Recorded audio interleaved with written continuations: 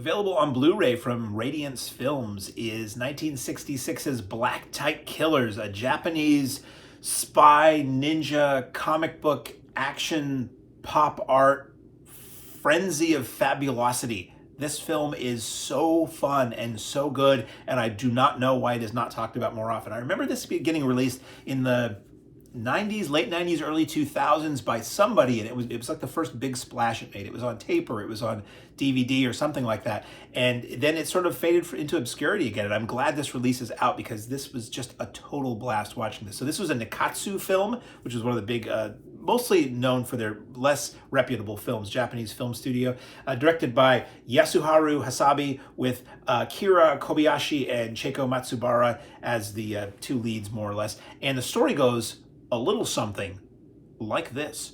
There is a combat photographer working with the US Army, flies to Japan, meets cute with the stewardess, takes her out. I'm not going to tell you the whole story. Takes her out on a date, and at some point she disappears. He goes to find her, and he finds the titular Black Tight Killers, which are basically female ninjas who don't cover their faces, who are accosting a guy in an alleyway. They kill the guy, and then they kidnap her. They FO with her. So the film is our hero, Kobayashi, trying to find his girlfriend. Can't even call her a girlfriend. It was their first date. Trying to find this stewardess that he has feelings for and take out the Black Tight Killers, partly working with the authorities, but also partly working with the old... So our hero lives at a ninja school. It says it right on the sign.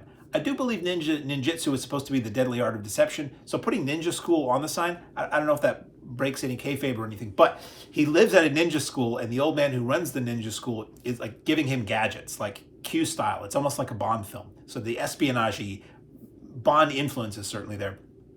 And the old guy is funny, and so the film is light and funny. It's serious at times, but it's heavy on the ninjas.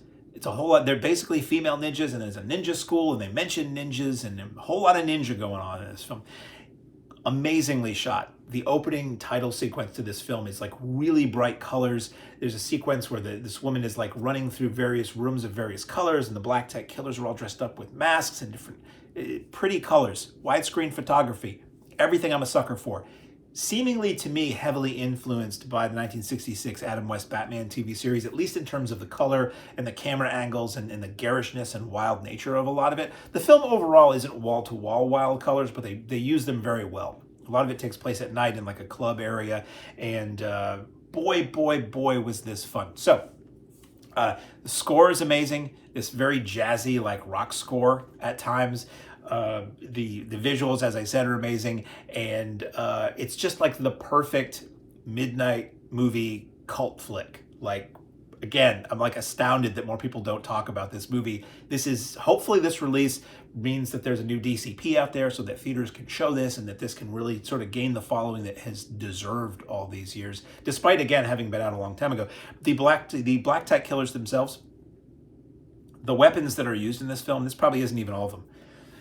The one that people talk about is there's a scene where one of the Black Tight Killers is accosting our hero, and she's flinging 45s, 45 RPM records, little ones about this big around. She's flinging 45s like ninja stars, and they're like landing in the wall. Movies later would do that again. I think Black Mask with Jet Li does that, where they fling CDs and they land in the wall. But I've tried it. They don't land in the wall. They just bounce off things.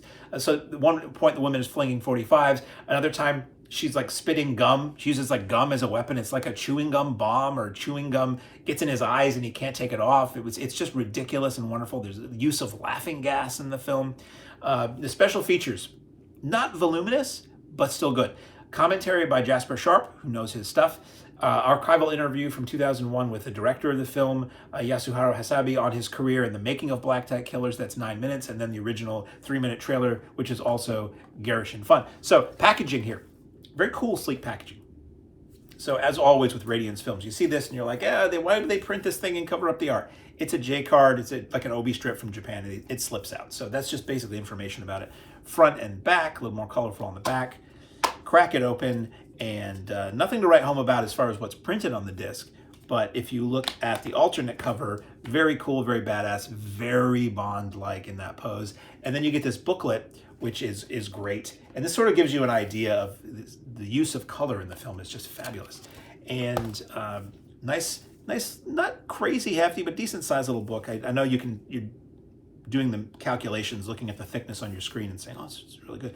And you have in this book cast and crew listing, Yasuharu, Hasebe, and Black Type Killers by Chris D. 2023 article, and transfer notes and credits. And it's just got a lot of basically stills from the new scan and text about the film. This movie is so good. This is so much fun. I can't recommend this highly enough. If you like cult movies, if you like wacky foreign films, if you like spy movies, if you like Bond films, if you like the Batman movies, if you like ninja films, Black Type Killers, way to go, from Radiance Films.